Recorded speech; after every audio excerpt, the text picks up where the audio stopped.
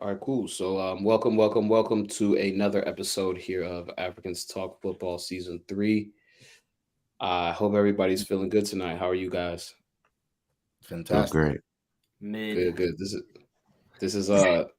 I'm sad my buddy Mike isn't here, but this is one of the weeks that we look forward to. Usually, all the teams have won, but we have a reoccurring guest. I don't even want to call him a guest no more. We got our boy Solomon here, who is our Manchester City representative. So we're gonna have some fun today. But For sure. before we get into talking about our teams, I do as a Chelsea Blue through and through, I have to say thank you and good luck in retirement to Chelsea legend Eden Hazard. Sure. Um, man, it was kind of bittersweet to honestly see the announcement. I believe it was on Tuesday. Mhm. Yeah, I believe it was on Tuesday when he officially announced his retirement. I believe at the age of 32 years old, which is honestly young, but as we know, since he's gone to Real Madrid, he's had his fair share of injuries. He hasn't really been able to see the pitch, and it's kind of sad to see such a legend go at the age of 32. But what he was able to do for Chelsea will will never go. I mean, the streets will always remember what Eden Hazard did, man. He won every trophy he possibly could with us outside of Europe. Um, he never won the Champions League. He left, or he actually got to the team from Lille right after we won our Champions League in 2012. And then he was not on the team, in 2021 when we won for our second Champions League. But what he was able to do, what he was able to do just for the majority of that 2010 regime through the 2010s, everybody will remember he was probably the best, if not, always top three attackers in the league. You could put him anywhere. You could put him on the outside. You could put him as the 10. He wasn't really a striker, but you kind of it was fun to see him play because when he was on the Chelsea team, it was one when we had Jose Mourinho, so we were defensive, but he was always a guy that was able to just free roam. He never really had a set position. He was always all over the pitch. And even, through the 2010s, as more and more Premier League teams started to adopt more of a system, um, he was always that special player that was kind of allowed to just do what he wanted to do. And we're honestly missing a lot of wingers or attacking players now that have the creativity and freedom that he had, and just his ability to score off a whim, will truly be missed, especially from the Chelsea fans. I mean, there's no Chelsea player in the world that has anything bad to say about the guy. He came in every day, he worked hard, he was a leader of our team. He was able to create some of the most magical moments that we've seen. Um, just I mean, just countless goals, countless plays where he would go box to box, where he would score, where he'd assist. I mean, when we had him, Willie, and Pedro, we were honestly a team to beat. Like, we had some of the quickest and most creative attacking players. And then when you put, people like Fabregas, Juan Mata, Ramirez, players like that behind him, and just able to be creative and work for him and with him as well, it was it was just such a pleasure, and it was honestly a gift to have a player as good as him, because those players are once in a generation. To be honest, he is a once in a generation player, and unfortunately, he wasn't able to win anything with Belgium, which is pretty sad because they had the Kevin De Bruyne, the Eden Hazard, Thibaut Courtois. They had a pretty good golden generation, so it's kind of sad and a little underwhelming that Belgium wasn't able to go farther with him on the squad. But other than that, man, his club career, starting in Belgium, then going to France at Lille, making a name for himself, and then getting the big move to Chelsea, um, it speaks for himself. You can look at his accolades, you can go down his Wikipedia page and see everything he did. But just wanted to say, congrats to that man, legend of the game. Absolutely, I can't wait until we start talking. Who are some of the Prem's best attackers, best number tens, if you want to call him a number 10. But he now that he's finally retired, people are going to be looking up his videos and looking back for the past decade and just seeing the damage he did to some men. Some men literally left the league because he was there. So, Facts. We should it's just do. no, like Facts. legit, like legit. So it's just it's bittersweet, but as a legend, as a Chelsea player, as a Chelsea fan, just gonna say thank you again and good luck in retirement. I don't know if you guys had anything to say about Hazard, but just had to give him my little piece there. Yeah, I just wanted to say, I mean, he almost came to United. It's unfortunate that he decided to pick the Blues. But it is what it is. Definitely one of the best players the Premier League has ever seen. Certainly took away a Premier League title from Spurs. Yeah, from Spurs, and allowed Leicester to, rightfully win that. They claimed that Premier League title. You guys would, unless you guys have anything to say, I mean, we can No, I just want to say, man, he's a goat in my eyes. I mean, what he did in the Prem while we were there, and it might not I know, we're in the age of like stat books and all that other stuff. So, as time goes on, people's stats are just going to naturally get better and higher. And all his stats won't show what he's done for the game and in the game. And one thing I'd say that really stands out to me about him is that, like Cornelius pointed this out all the time, he was like an honest player too. Like he never tried to flop. He never tried to, he wanted to, obtain the contact and still push for it. So he a real one, man. Did a lot for the game, man. I'll just say for me, first player that I think I was like, oh, he got that dog in him. Like he plays like that. I remember I started watching in 2010. So right when 2012, when he joined the league, I was like, and I just started watching Man City. I was like, yo, this guy's good. Now I see, where what it looks like when there's a player that the output might not be like matching some of these crazy numbers some other players are making, but you can always tell it's like that's the player that makes something happen when things need to happen. So definitely. I mean, we can just get into his start sub sell since we're already talking about him. Yeah. But definitely, I mean, one of the best wingers in the Premier League for sure. So I kind of wanted to go some guys in the past. So I guess, at this point, some guys in the past, one guy's a present guy, but start sub sell. Eden Hazard, Mohamed Salah, Gareth Bale. Wow, Bale. Yeah. Gareth Bale. Say it one more time. Say this one more time. Start sub sell. Eden Hazard, Gareth Bale, Mohamed Salah. I gotta go with African Mohamed Salah. You gotta start. For sure. Sub Hazard, sub Bale. I'm agreeing with you, Gabriel. Yeah, that's because that's where I'm going. prime Gareth Bale was something, but it was like 3 years, like 2 years at most. I think the unquestioned one we can agree is Salah, right? Yeah. I'm starting my boy. I'm sorry. Okay, That's okay. I gotta start. I mean, So that's okay. That's okay. I mean, it's crazy because we literally had that issue at Chelsea. Who do we start, Salah or Hazard? Yeah. Like that was a real life thing. It wasn't just start sub sell, But They picked unfortunately, bro, again, I would start Hazard. I would sub Salah and then selling Bale. But it's crazy when you look back at who our team had and who we let go, because it was Oscar, Kevin De Bruyne, Salah, and Hazard all coming around the same time. Yeah. And so for us to have those four players before we knew exactly what they would turn out to be, and now that you look back in hindsight, it's like, yo, if we were somehow able to make all of that work, we would be the City of today. We would have won. We would have won title after title after title straight up. So it's tough seeing that, but yeah, I gotta start Eden. Yeah, that's fair. But yeah, comment below what you guys think. So the real unquestionable was selling Bale. Then I think we all agreed. Yeah, bro, you gotta Yeah. go. Bill's gotta go. It's not you. It's Stop. Yeah.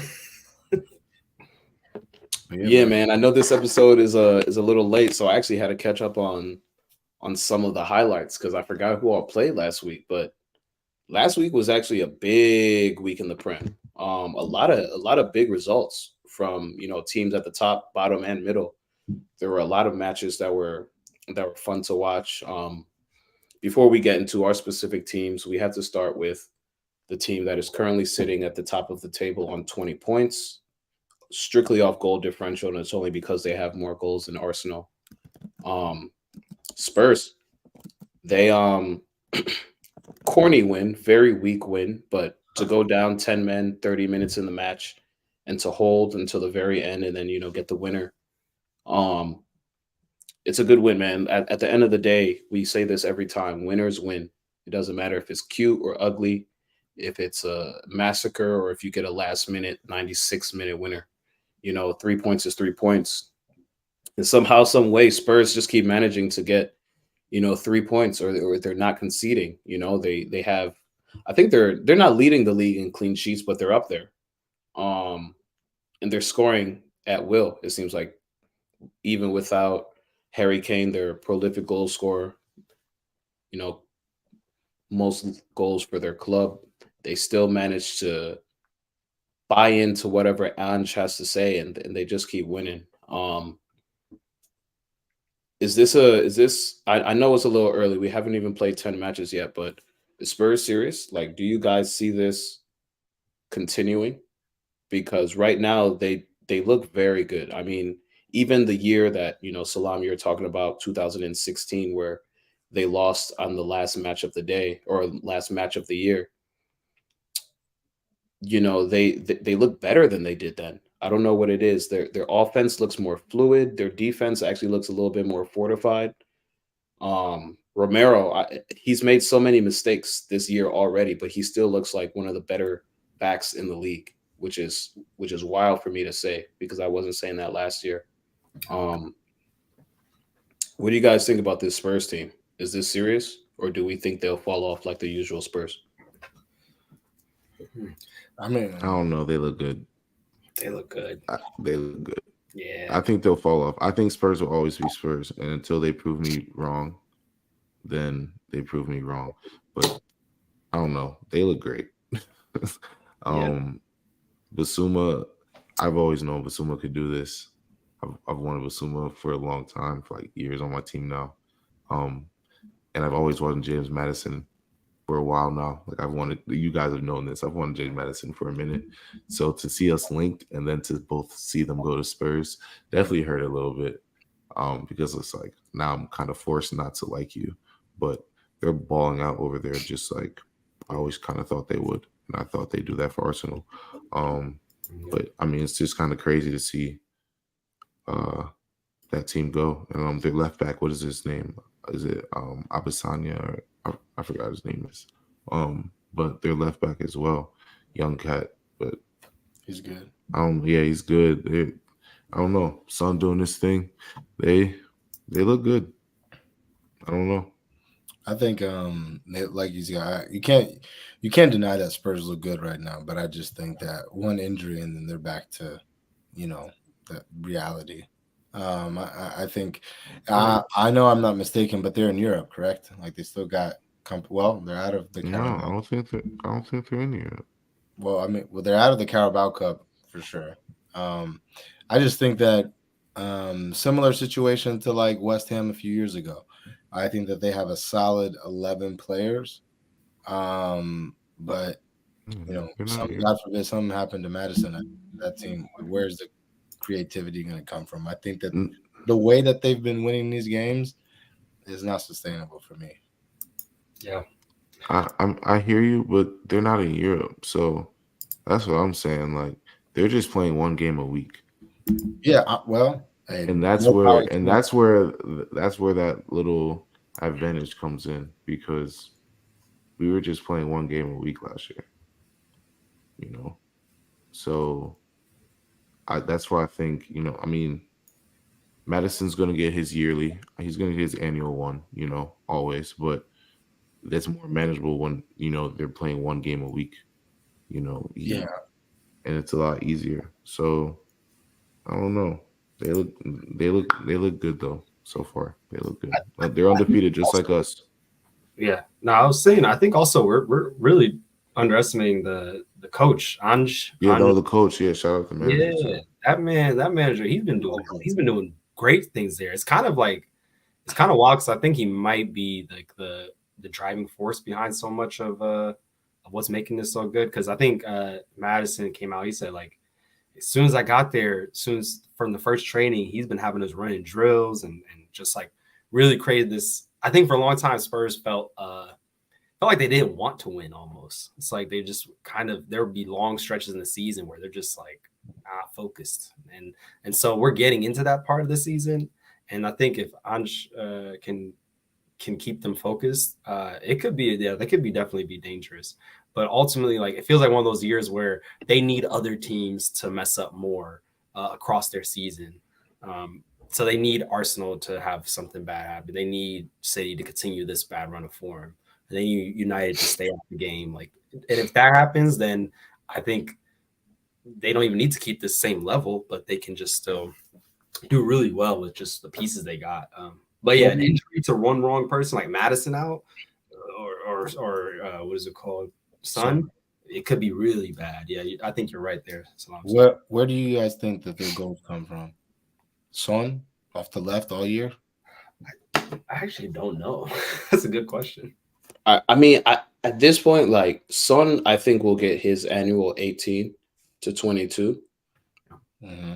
Like I think he will because of the way they're playing, but I don't think like they're kind of like the Chelsea from 2-3 years ago, where you don't necessarily know who's going to score. You just know they're going to get a team goal somehow. Like I don't think they're necessarily.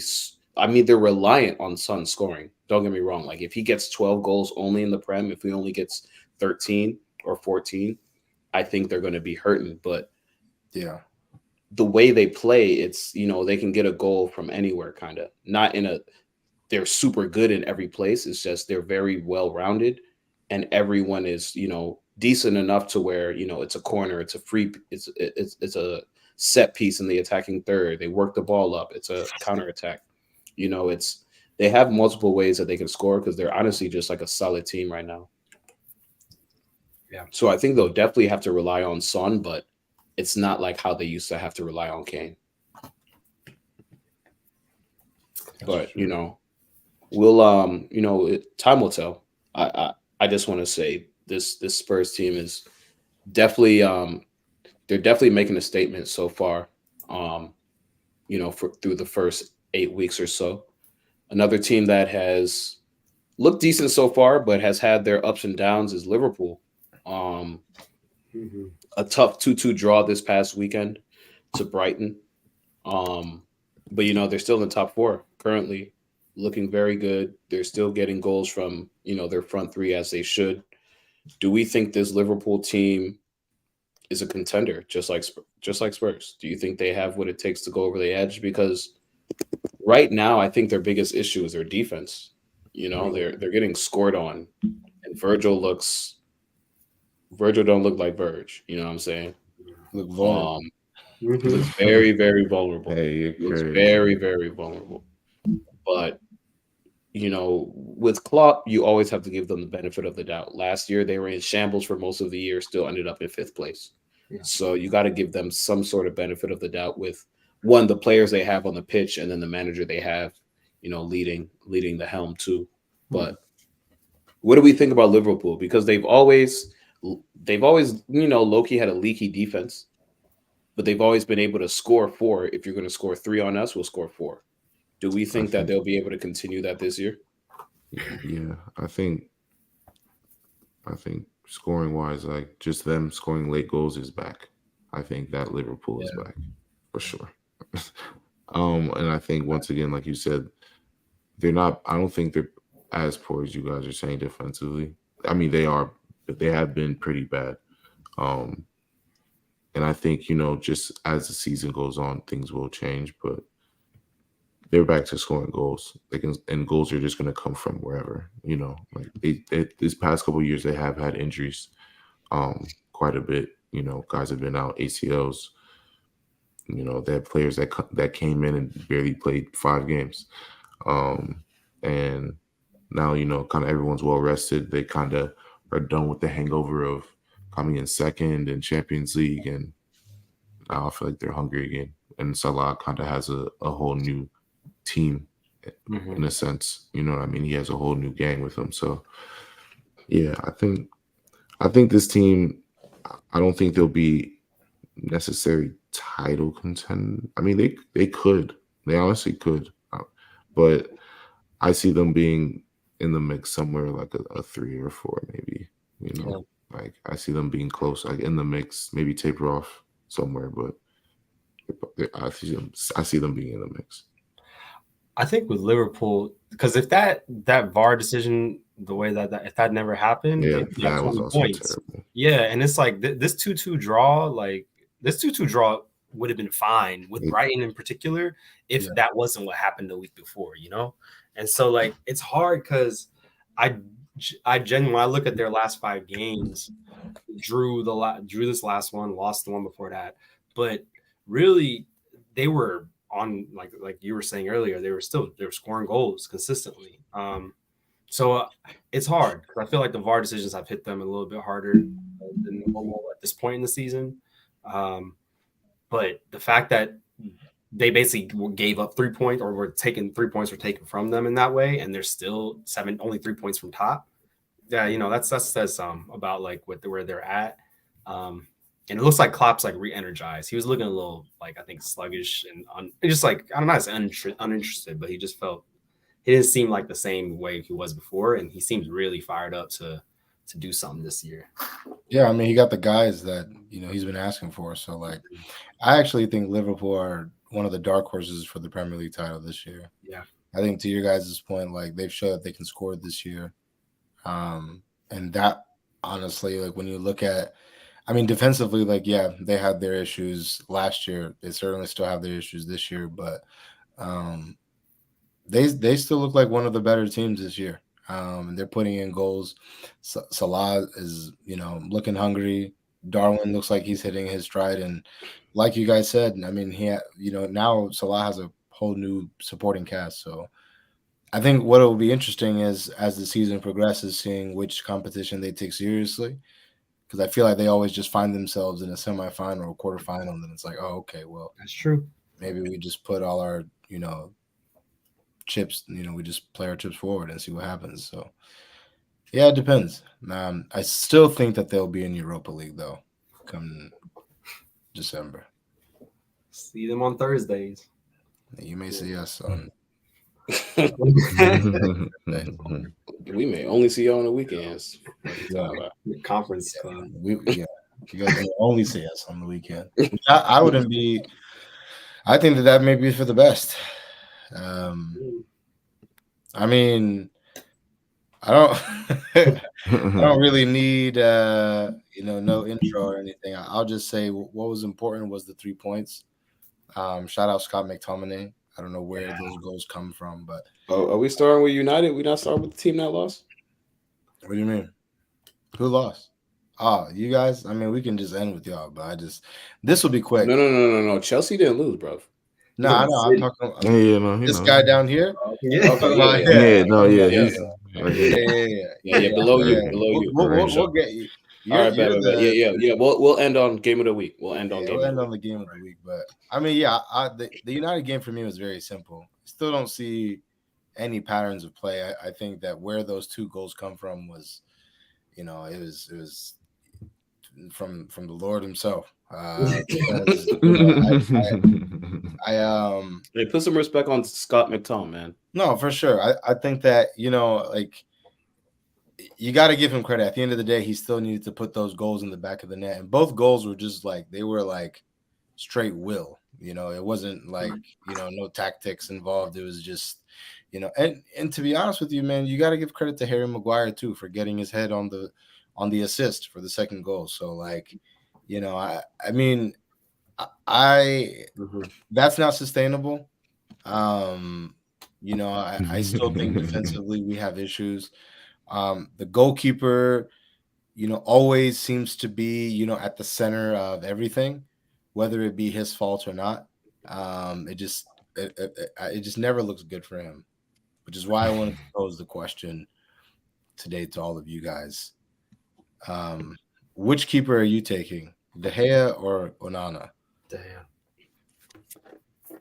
for Yeah, United? For yeah. United, I'll say De Gea just because I'm of taking how the how the or team is set up is for De Gea's type of play. We talked about that too. yeah. I mean, it's just it's tough to judge a man off his first 2 months, but Cornelius. based on what I've seen, Been it's a been bad. It's been bad. bad. It's It's been like when very Kepa bad. came over. Like, And It's Kepa like was Kepa. not Bravo, Claudio Bravo, when he joined City, it was literally man had no shoot anything at him. It was going in. Yeah, literally. It's bad. any shot bro. on target, just, and I hate that because, you know, we're African here. I'm trying to really, Yeah, like I'm trying to. man, I really am. But like, so, I just can't help but think that every time that there's a shot on target, there's a good chance that, you know, it It's could probably possibly gonna go go in. in. So, Well, how's that SpongeBob line go?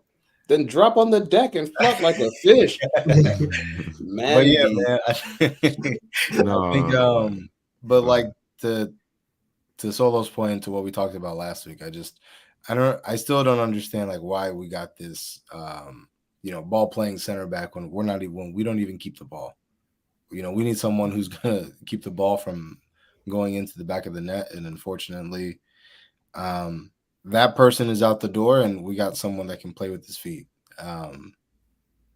And I mean, he's playing with the results as well too, because he's letting in a lot of shit. So yeah, no. Honestly, I was gonna propose a question that he might have to go on fraud watch. I mean, listen, No, like I he think might. It might be the first keeper ever that might have to go there because what I've seen these past 2 months have been horrendous. Like, Bro, bad. and it's not that we're just trying to point him out because we're not ever just trying to point an African He's out. the reason of some of your But- L's. Like some of your But yeah, results could have been he's a at least clear a draw. reason of some of your Prem L's. And Yeah. Man United is known for being top of the table in the Prem. So for him to just and he since might make up for it since when? midweek in a Carabao or whatever match, but that's not what you want, and he's messing up in key moments. So I can only imagine if times get more key than what he's gonna do. I don't know. He's very shaky. He's very shaky. I can't really speak right now because I have some things to say about my keeper too, but he looks very shaky. But I mean, we've all agreed we're not putting any Africans on fraud watch. So I think he can be amongst the area. Like, you know, he's definitely outside the door. He for could be sure. crossing guard. He'll be crossing guard. Yeah. you Like, he's know, not, you know, you need to come to saying fraud we watch. should- Come here. I'll make sure you get Yeah, safe yeah. travels. Yeah, but no, but definitely. I mean, Onana versus De Gea, I feel like that's a very valid debate. I mean, like I said, you know, you have this ball playing, you know, goalkeeper in this team that doesn't play with their feet. We concede a lot of possession. We concede a lot of shots. And we don't have a goalie that can make any saves, unfortunately. So comment below who you think, Onana or De Gea. But yeah, I mean, shout out. Did your boy keep a clean sheet, Cornelius? Was that Robert? No, Sanchez? he didn't. But I had a question for you before we get on Chelsea. Yes, sir. So I know you've had your reservations about Scott McTominay being, that center mid. You've always wanted someone that could be a little bit more creative, that's a little bit more offensively gifted. Given his last, couple of weeks, I'm just gonna say his last like 3-4 weeks. I'm not. No. So I'm fed up, y'all. No, this question's gonna land. So, okay. Given his last month, let's just give it his last month. He scored for country. He scored for club. Yeah. He's starting to be, one of your more reliable players on the pitch. Given that you guys spent this money for Mason Mount, who has not been able to produce as much as I believe you would hope, do you see Scott McTominay as the same as before, or are you a little bit more willing to give him, time, seeing that Mount hasn't been able to produce? Well, Mason Mount doesn't change my opinion of Scott McTominay. No. I'm not saying he Mason should or Mount- he shouldn't. I'm just talking about you guys spent this money for Mount. You spent the 60 mil. He was supposed to come in, be your creative midfielder, that 8-10 role, but he hasn't been. He's had injuries, so he has had his injuries, so I don't want to gloss over that. Yeah. But a guy that you've been pretty, hard about, McTominay, has come in and he's put in shifts this last month. Mhm. Does this ease you a little bit, considering that Mount isn't the guy that or Mount has not been the guy yet that you've seen him be in the past for Chelsea or that you bought? I mean, for me personally, I would say no, just because I think look at Mike. I think I would say for me personally, I would say no. And I would say no because hold on. Shout out, Mike. Shout out, Mike, man. So listen, even when he came though, I mean, if you listen to the podcast, you guys know how I felt about him. I don't really expect much from him, to be very honest with you. So like, McTominay scoring these goals really has McTominay scoring these goals really have nothing to do with my opinion of Mason Mount, to be very honest with you. I mean, since we're talking about him, I will say though, like, he does everything that Bruno does to a lesser level to me, if we're just being honest. They cover the same ground, they try to occupy the same spaces, and they try to essentially produce the same things. But I just think Bruno is a tad bit, a little bit more quality than he is. But bro, like, I mean, no, to answer your question, Cornelius, like, it doesn't ease me because I don't think that McTominay is going to give us performances week in, week out. I know Mason Mount isn't right now. Certainly not in the position that he's playing in. So I think the best case scenario for our midfield is one of the left backs getting healthy so that Amrabat can partner Casemiro. And then hopefully Bruno can be the 10, and then you can bench Mason Mount. Mason Mount, like I said, off the bench is not a bad option. For him to come in and do a a utility thing, like to come in and see out the game, like I'm for that. But like week in, week out, starting in the Prem, we already have Bruno. Like, no, like we don't need the both of you guys. So absolutely. So to Mike's point, he thinks McTominay might be better than Mason Mount right now. Is that they played? I mean, just current form. Is that what you think is true? I don't know. I don't think that McTominay is better than Mason Mount. I don't think Mike. That's wild. Just asking. I'm just asking for the I fans. don't know. Yeah, for our community. Mike, ask them about Havertz. I don't know why are you coming for Mason Mount? Okay. Hey, we're not on Arsenal yet. We're not on all Arsenal. year. He's been giving me Mason Mount. Like, bro, I'm not like pressed at all. Like, I'm not stressed over it. I will say one thing. Maybe a little bit though. Amrabat does look good for you guys. I do like the way he plays. He's a good fit. He was a good fit. I think he will. I think he'll prosper at your club. For sure. Like I said on the snap, man, you guys, we need some Moroccan muscle, some muscle in midfield. But yeah, man, if you know, you know. Glazer's out. Every United segment needs to end with that at this point. Glazer's out. Yeah, Glazer's out. I feel it. Yeah. You know, I don't say that about, I'm not gonna speak about that time anymore. What do you mean? I know how you would feel though. Yeah, man. I mean, well, shit. I mean, speaking of bad ownership, Chelsea's gonna win 3-0 today. Y'all seen that video? Yeah. In the Champions League versus Real Madrid. He's like, "What do you think the score?" He said, "Chelsea wins. By how much? 3-0." I was like, "Wow." Never mad at my manager for believing in his club. Never. That was top bully. That wasn't even. Yeah, no, it was the owner. That was top bully. Cash. Oh no, I thought I said owner. Yeah, I'll never be mad at my owner for believing in this club. I mean, shit, he paid money for us, so you better believe some. 3.5 billion, we worth some, you know. But nah, man, this Burnley match was just one more step in the right direction. It really it doesn't make me jump out of my seat because again, we got scored on first, we conceded first. I know we, ended up getting the 3-1 win, but for me, there were still some things that we could definitely improve on. I don't want to get into the nitty gritty of everything, but it's good to see us being able to score multiple goals. One was an own goal. We also got a penalty, so take it with a grain of salt. But if you guys look at Nicholas Jackson's third goal, it's exactly what I need. Is hey, Mike, we're back. Talk to him, Mike. We're back.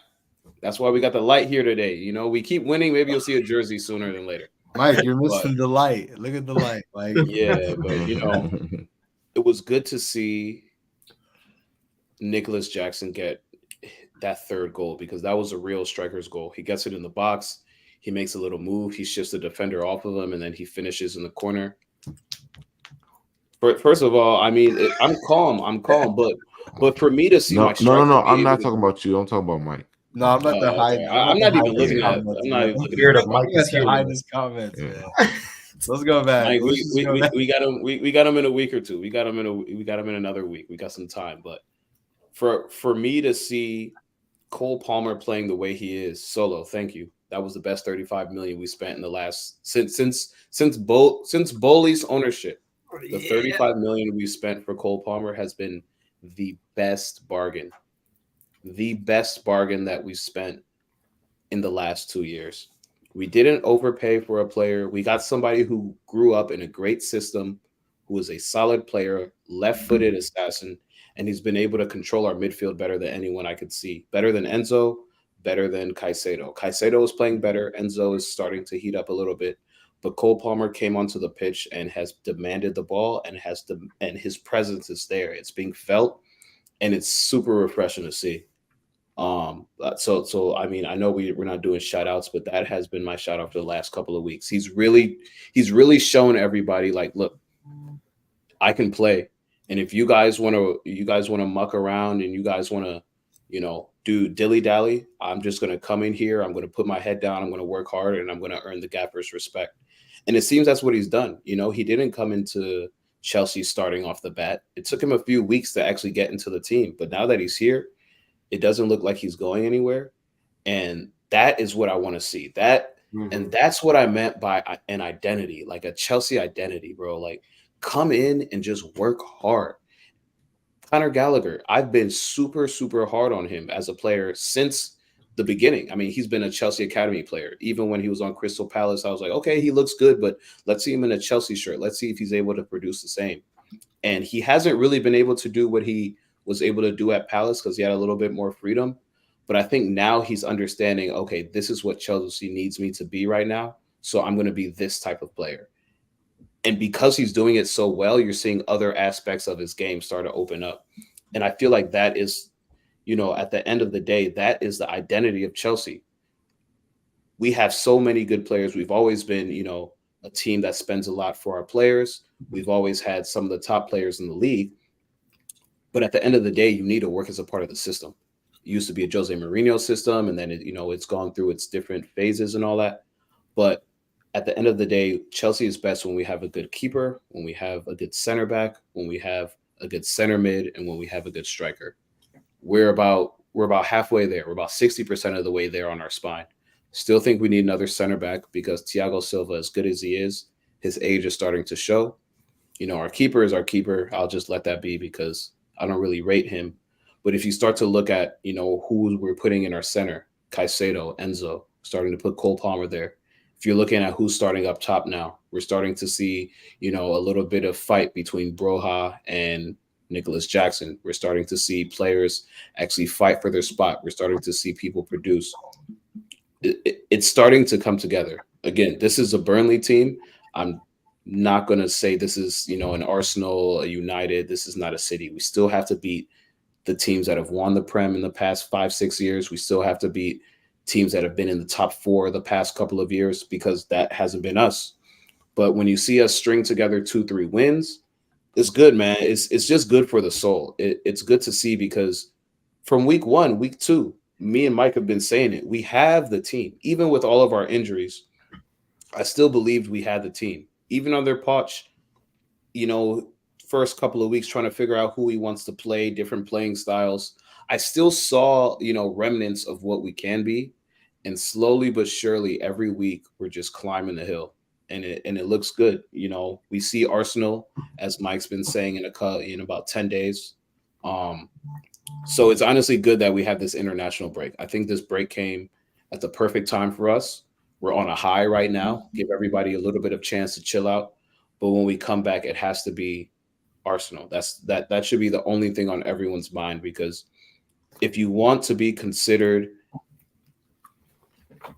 a Chelsea team, if you want our status to come back as a top club, because right now we're not. We haven't been a top club in 2 years.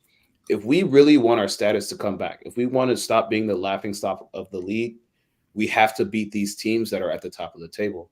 Mm-hmm. And so that's what's on my mind right now. It looks very, very good. Don't get me wrong. But this don't fool me. Like we still aren't clinical enough. We still had, that Burnley win was 3-1. It could have been 4 or 5. Sterling is starting to heat up. I need to see more production out of him. Again, I've been saying this since the beginning. He's our most senior player as far as in the Prem. He's played the longest out of all the players on our team. And as far as the accolades and the championships he has, it speaks for himself. I need him to turn up a little bit more, because once he starts turning up, it just trickles down and the rest of the team can understand this is what it takes to win a championship. And that's why I'm glad Cole Palmer is on our team, because we have 2 former City Cats that are both hungry to play.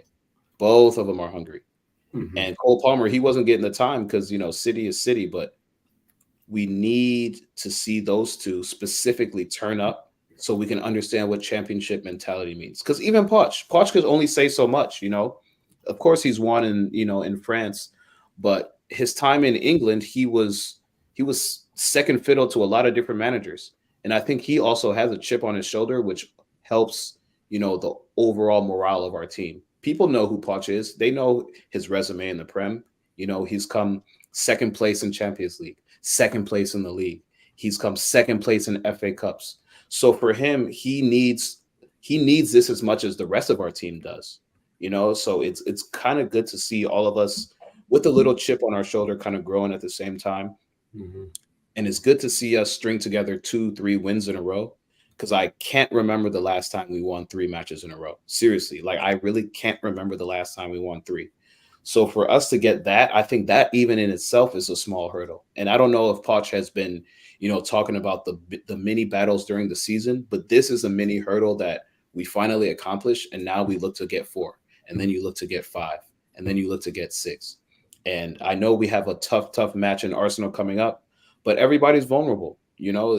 I know they're undefeated, but anybody can take an L. It's the Prem. So for me, that's kind of what I'm looking forward to. But I like where we're headed, and I hope we can continue right now. We're the one team to not take an L. There's a question for you. Anyway. So, let's say Fetty here says, I need more from Sterling. I agree. What are your thoughts on Sterling so far this season? It's been hot and cold, man. It's been very, very hot and cold. He started off, I think, Liverpool, he didn't score. But when we beat Luton 3-1, I believe he had a brace. And then there were 3 games of him being completely silent. And then I think he went to the bench for a few games. He didn't even start, and now he's back starting again. Mm-hmm. So for me, it's like, one, Pochettino knows who you are, bro. Like, first and foremost, Tottenham and City have had some of the more exciting matches in the past 3-4 years. City, like, if there's been a City kryptonite over the last couple of years, it's been Tottenham. They've been able to get their number. 100%. So it's not like Pochettino doesn't know who Sterling is. This should be the guy who should be a leader. I've been saying this since week 1. I really look to him to hopefully be a leader this year. And he's been so hot and cold that you haven't really been able to see his impact that much. I need more from Sterling.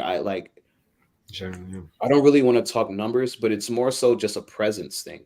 You can't go score a brace and then the next two matches be silent, and then come back, a month later and then score a brace, and then hopefully, the next week he isn't silent. But I can't put my faith in him to be that catalyst if, it's 1-1, 15 minutes left to go in a match, and I need to look at someone to give me the confidence to go get that second goal, to end it, away at Brentford. I don't know if Sterling is that guy right now. And right now, that's what our team is missing. We don't have Reece James. He's been injured. He was our original captain. I think that's who people would look forward to. But right now, we're kind of in that state of we're getting better, but I don't know necessarily if we got a leader. Like we haven't really been put in too difficult of a situation these past couple of weeks. We played Fulham, we played Brighton, and then we just beat Burnley. Good teams, don't get me wrong, but they're not the teams that we're looking to beat to make a status in this in the to make a stamp in the league. So for me, I need Sterling to be more of a leader. It doesn't always come from numbers. It always doesn't come from goals and assists. It comes from that presence, bro. You need to have your presence felt every match, whether it be you working to get back and make a tackle that stops, a breakaway, or, whether it's scoring 2 goals and getting an assist. I just need you to be more consistent. And that's my thing with Sterling. That's right. I feel that. Congrats on your first, 3 wins in a row. I think, Honestly, I will say this about all your Prem wins. I think they're super fraudulent. Mm. I think they're extremely fraud. All your Prem wins are There's nothing fraudulent about 3 points. No, I'm not mad at it. I think okay, I'm speaking in their standards though, from their standards. I think beating Luton and Burnley, and who is that it? Luton, Burnley, and someone else. Luton, Burnley, Brighton. Brighton was Yeah, bro, this is the level. Yeah. But yeah, like as bad as it sounds right now, this is our level. Like we can't. I mean, look, we went from finishing 12th place last year to just now getting our first 3-game win streak. You got to take everything with a grain of salt. New manager, new team, new $100 million spent. Whatever it is, new another Billy spent. We're recreating this Chelsea team, and for me, the little wins are what's going to get me through this season. Because if I get mad at every little, we only beat Luton 2-1. Oh, we should have. Like I'm going to be frustrated the whole year. No, so I have to take the baby wins. I got to take the baby wins. And like I said, none of these wins move me. What's going to move me is when we beat a top 4 team. I'm glad you said that. I'll say that I'm not moved. That's what I want to say too. I'm not moved. Yeah. I'm never going to be mad about 3 points. Don't get me wrong. Yeah, no, you can never be mad about 3 points ever. Mike says, "Bring me Arteta." We're gonna see him soon. I see what he says. Don't worry. Don't worry. All right. We'll see you next week. Yeah, Take us home, man. Match of the week. Yeah, man. Let's shift gears. Talk about Arteta over here. Match of the week. The Mandem were finally able to do what they couldn't do last year, twice in the last 4 weeks of the year. All they had to do was get 1 win against City. They win the league, and then this year they want to do it. But you know what? Arteta said it I believe Arteta said it after the game this past weekend, and I agree with him 100%. I believe it took those 2 L's to City last year, losing the league, all the scrutiny, everything they heard over the summer, to come back and get the dub this year. I think it was all, people talk about the script. This was the script for sure. This was one of the matches that I believed Arsenal was going to win. When I looked at the schedule, when I saw how they played leading up into this match, when I saw City, because we've been saying it, man, City looks beatable, bro. Y'all been looking shaky these past couple of weeks, putting together some fraudulent wins. And I believe this was one of those matches where you can't hide behind that. You know what I mean? Arsenal came to play. Second half, they turned up even more. I believe second half was when they were like, yo, nah, City ain't the City from last year. Let's turn up on these cats. And you were able to see it. The substitutions, I believe, by Arteta were at the perfect time. He made the right subs, brought on fresh legs at the perfect time. And, say what you want to say about the goal they scored. And I believe it was on frame before, the deflection even happened. So, you can talk about that, but football is won, man. Football is won at on some skimpy little instances sometimes, but this is one of those matches where I won't call it that. I believe it was a very, very, very tough clash of the Titans, and a 1-0 win is pretty respectable. And Arsenal now is tied for first place. City is now in third, looking above. Mm-hmm. So, as tradition goes, losers go first. So, Solo, take the stage, my boy. What's going on with your squad? Yeah, so I think this is the first time y'all lost 2 matches in a row since 2016. That's what they were saying. It's been a minute. Arsenal broke his 12-game losing streak against us, hoping that we do the same against Tottenham this year, but it's not looking likely. But honestly, man, I said it at the end of during the match preview. This is the one I was least confident for. This is the least confident I felt going into an Arsenal game, and it comes down to just we were missing some key folk, and Haaland included. We were missing some key folk, Haaland included. He's been very quiet actually past couple games. With the link ups, nothing. And Kovacic. And hit that Kyrie. We got buckle up legs and stuff the whole time. I'm like, man, I get it. It's his first year. He just got injured. He wants to come back and play good and everything. But I'm like, bro, don't throw them legs out there recklessly. Especially you don't want to hurt no other player. But I'll say this, I think even with all that said, one really good thing is our defense is better than I expected. Guardiola is just really good. We were, even though we did concede that goal, the fact that we were just holding up as much as we were to Arsenal's pressure in the second half was impressive for me. But I think ultimately this L lands on Pep. I think he felt the pressure of the game, and he didn't overthink, but he tinkered too much. Because why you got Bernardo at the 6? Why is Phil and Alvarez on the wings when you might as well just be starting Doku? Rico Lewis as the 10 is cool, but Rico Lewis is still learning. He's young. And so I was just in my mind, I'm like, man, I would have really appreciated having I think if you could stay more calm and just started who we started our last game that we won in the Champions League, we would have had a better chance. But all that aside, this is when boys become men, and Arsenal have definitely showed up after last year. They really show that I think they're ready to kind of make up on those promises they were putting together last year. And yeah, Haaland needs to show up. That's all I could say is he needs to figure out what's going on. Missing KDB is bad, and missing Rodri is definitely bad too. But at the end of the day, you're still a striker, man. You can't rely that much on service. So, you got to do something. What do you think has been the key for Erling Haaland to kind of go missing, I guess, lately? Yeah, Kevin, man. Kevin De Bruyne. He's I feel like after all said and done, I know we just talked about one other GOAT Belgium player in the Premier League, but I think when all said and done, we're going to see KDB really, people are going to really remember, oh, this guy was important. He was really important for the league, for his team during that time period. And yeah, him going was just has been what Haaland's missing. But also, I don't want to understate Saliba. He was holding that man down.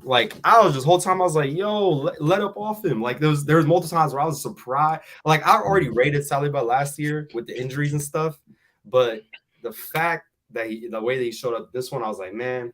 But I'll say this though, Rodri there, I think we're winning it.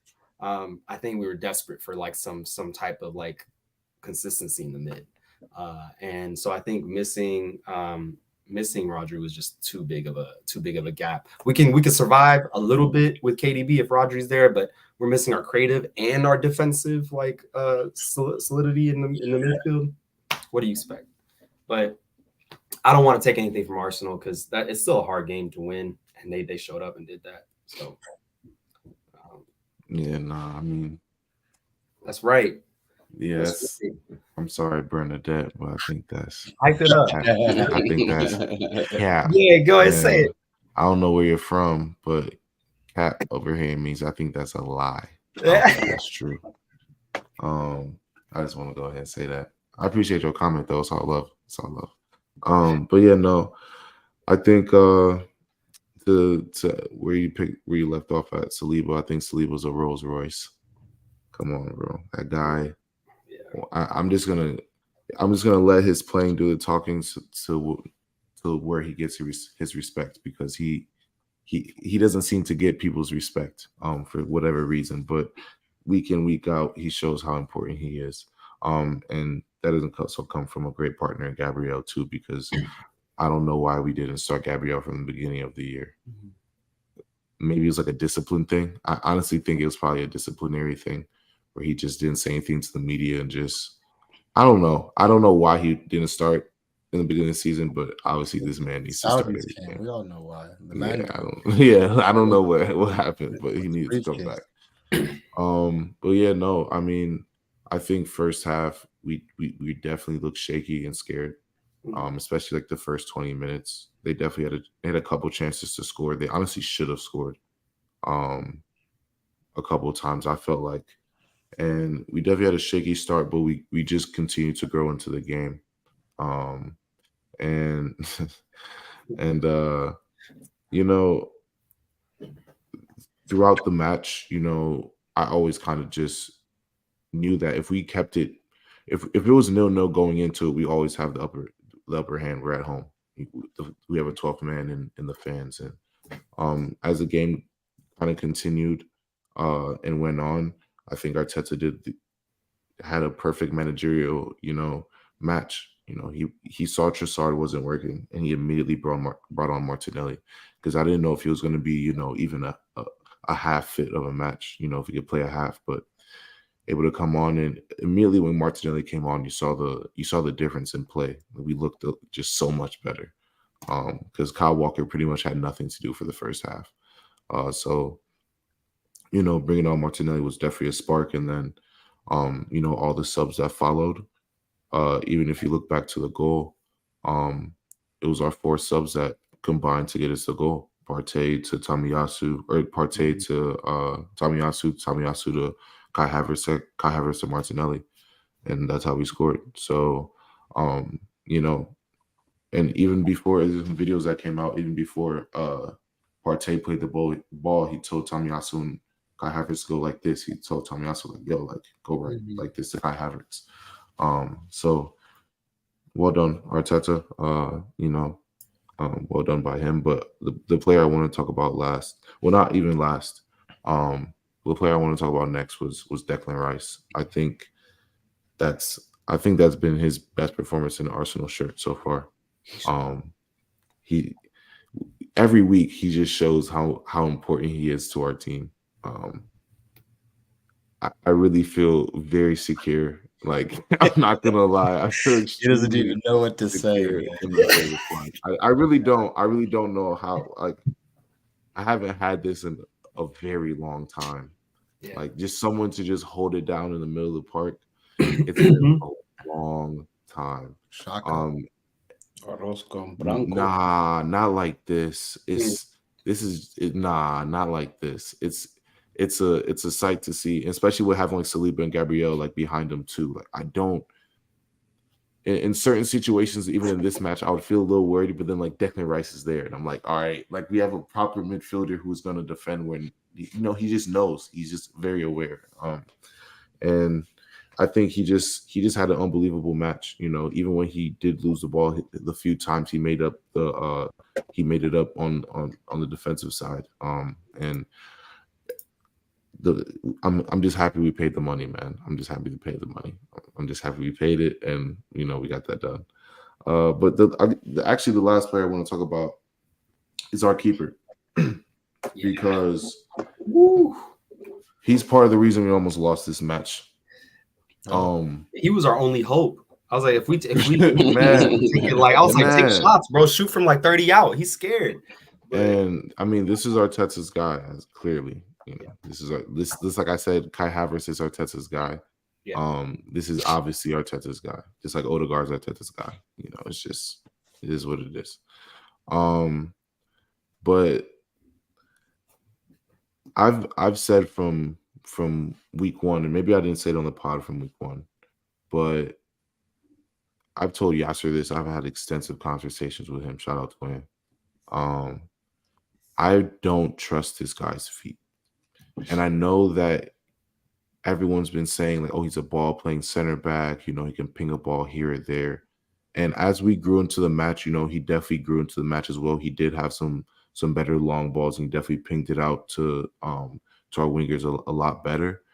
But I've seen 8 matches of poor play with your feet. And I obviously you're going to continue to start, because even after the match, Arteta said, no, we had some things we had to work out, and I fully back him, and no, he's fine. But I'm just looking at, like, you can't do this. You can't do this. I'm sorry. Like, we had the look of the gods on our sides in that match, I feel like, as well, because we got a deflection for the goal, and Alvarez could have scored. Julian Alvarez could have just scored on a deflection. Yeah. You know, a couple of times he came out, he didn't hit the ball. You know, out the back was poor until the last 30 minutes of the match, really. And when we really were in the match, you know, it save wise, you know, you've shown me what you can do, but I'm not seeing the playing out of the back. Even when it comes to, even as something as simple as when Ramsdale used to start, when he used to play it into Declan Rice's feet or Xhaka's feet or whoever's feet, he would say right, left, or back to me, or whatever the case may be. Is a clear communication. Mm-hmm. That Variety plays it in there, I don't see anything, you know. And I'm not trusting your words, because yes, you might be loud, but bro, it might be so loud in there, or you're in an opponent's stadium that someone might not hear you. Like, you have to point. You know, you have to give that person that direction. And I know Declan Rice is, you know, he's proper, so he's gonna look over his shoulder and all that. But, you know, still, it's just little things like that. I'm not seeing how he's helping us build out the back, because over the past couple matches, he hasn't helped us build out the back at all, really. So I was gonna say, like, in a match of good decisions made by Arteta, that one just didn't make sense to me, because I was just like, this is too big of a game to put somebody that's only played 3 games at this point. No, listen. This is his guy, bro. This is his guy. Dude, This is who he's gonna go with. He's been good. And He's been good, though. He's been good for Brentford all last season, and yes, he's been good for us when he's come in. He's definitely made some great saves, but we also brought him in because we said we want more stability back there, and especially we play out the back, so we want someone who's more stable with their feet, and they felt that Ramsdale wasn't providing that. And I understand, and he is better on crosses as well. His ability to read crosses and come out bigger guy, better on crosses. But what we really brought him in for was to play out the back and make us calmer back there. But I don't feel calmer with him on the ball. No, I don't at all, and I don't think he's as techie.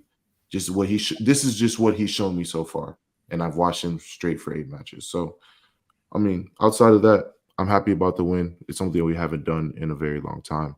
We needed that to show that we're serious, and now I feel like we can actually win the title. Yeah. I was about to say, because your guys' is like all-time like aggregate record is crazy. It's terrible Against City. Like, well, recently, I think we're still up on, like, you know, just all time, but like all time, but recently, all time. It's been terrible. The last decade or so, it's been slow. Yeah, but I'm happy about the win, man. Shout out my boys. Shout out Declan Rice. Simple yes or no question for you, Gabriel. Is Arsenal the best team in the Premier League? I mean, I think. You can't even say it like over. I don't know. Like, I think. I mean, I felt like we were the best team in the Premier League last year. I do think we are the best team in the Premier League. I felt like that last year, and I feel like this even more this year because our team is even better. I feel like we could have got the job done last year, and we didn't. But I feel like we've brought in reinforcements, and we're a lot better now. So I feel even more confident, and I feel like we might be bringing in even more people soon. So Yuri whoever- Tillemans is trying. I don't even. I mean, Who? that's fine. That's You fine. who? That's fine. Who I want. Y'all know who I want. Hey, y'all, I want IT. I want Ivan Toney. That's who I want. You need Mike. Mike. And if we add him to our team, then I think our team is complete. And this is the last thing I'll say. Like, Gabriel Jesus is a great player. And I love the way he can hold the ball up, and he works hard for the team, and he links up play and stuff like that. But there's so many situations where I don't see just like that instinct of a 9. I just don't. And there's so many times that he's not even just in this match, but just in his Arsenal career, that he just might be in the box, and it's just sometimes, bro, just shoot. Like, just don't try to dribble. Like, nah, you get in there, you see a window, just shoot, because you don't know what deflection, what that is going to take. And just even just like remembering things. And I watched the highlights like just earlier. Certain times it was just like, bro, just toe poke it. Who knows what's going to happen? Just toe poke it, and I think that's what Ivan Toney's going to bring. And that's how he scored. That's how he probably scores 10 of his goals. Oh, let me just take this shot or take whatever in deflection and vibes. Yeah, just take a chance. Just take a chance. And I think, there are already reports coming out that he's unhappy that he's been used as a striker recently and blah, blah, blah. But I mean, I think he, like I said a month ago, he better start getting used to it because this man comes in, it's over with. And everyone's pushing for it too. You have Ian Wright already coming out. These reports are here. So what Kyrie say? I think with Jesus, just real quick on that, like Pep, like he saw it early. Yeah, Pep's saw it early. He did. And the thing was like, but also part of the reason why he's the way that he is because Pep like put too much structure and like rigidness on him. He makes him play a role and not like playing the game almost at times. And so that's my only thing is like, I think like that took a lot of that out of him. So maybe I hope Arteta can see that, because when he was in Brazil, if you ever saw them highlights, he was shooting from everywhere for no reason. Like, yeah, but Solo, we a year deep now. Yeah. You showed me last year that you were gonna do what you wanted out here. You showed me that last year, so I don't want to. Why are you acting queen now? Why you shy now? Listen, I'll say I'm not saying don't get rid of him. I'm saying if he doesn't get it right, I think Ivan Toney would fix everything up. But if he don't get it right by the end of this year, he's definitely could be on fraud watch. He could be a fraud watch. I don't think it's to that level yet. I don't think it's to that level. I just don't think he'll ever score 20 Premier League goals. But he's at a 9 though. I don't think he'll ever. He's at 9? He's not a 9. I feel like he's never been a 9. No. Like, what do you? I feel like for me, he's always been best like off he's the a winger. Like you need that because he loves to link up and he loves to dribble. Go on the wing, bro. If you want to hold it up, you're stronger Martinelli, low key. Hold it up on the wing. We'll ping it out to you, bro. That's what I'm saying. For sure. He's better. Nah, in terms of just pure instinct of a 9, you're just not there, bro. Because against that Tottenham match, Ivan Toney's not missing that. I'm sorry. I just don't see it. I don't see it. I just don't see it. So, I don't know. We'll see. No, I believe that's fair. I mean, this game of the week, and it held up to be exactly what, could have been more goals, obviously, but it was definitely a hard fought, like I said, clash of the Titans. And sometimes you get a goal off a deflection, and that's what separates the two sometimes. But that's it. But yeah, man. Yeah, man. Another good episode. We're on international break right now, so obviously no Premier League games this weekend. But Solo. I'd be remiss if I didn't talk about AFCON draw that happened today. Crazy. It's Africans Talk Football TV. We got the AFCON coming up. Yeah, I mean, Were you guys able to see it at all, or look at any of the groups? Wasn't able to see it, but I was able to see the groups. These groups are wild. Some crazy groups in there. Some So crazy groups right now. I'm just trying to see what's the game I want to see? Oh, Yeah, the let me pull it up. Senegal Cameroon game would be fun. At least Senegal, Cameroon's going. That whole group. That whole group is actually going to be very, very fun to watch. Yeah, I think Nigeria's group is extremely interesting. yeah. Extremely. Oh man. And then there's also Egypt and Ghana, Salah, and I don't know who's at Ghana, but I always put them in that group category. But Oh yeah, Ghana got a good team. I'm sorry the Mandem didn't make it this year, but Yeah, you know, it was, be like that. So we don't work together very well. That's Yeah, the man. problem. I told you all the time. Liberia couldn't make it either, man. Great individual sports, but to be fair, we looked decent last year. We had a respectable showing. yeah. You know what I'm saying? But yeah, man, good episode. A lot of good topics. Got a lot of good things coming at you guys. So stay tuned. Till then, as always, appreciate you guys for tuning in.